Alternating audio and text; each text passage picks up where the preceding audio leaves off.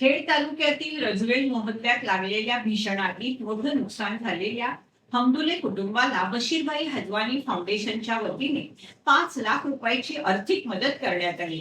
या आगीत मोहम्मद दाऊद हमदुले यांचा जनावरांचा गोठा पूर्णपणे जळून खाक झाला असून सुमारे 25 जनावरं दगावली आहेत. घटनेची माहिती मिळताच बशीरबाई हजवानी यांनी घटनास्थळी भेट देत नुकसानीची पाहणी केली. तसेच हमदुले कुटुंबाची भेट घेऊन त्यांचं सांत्वन करत धीर दिला.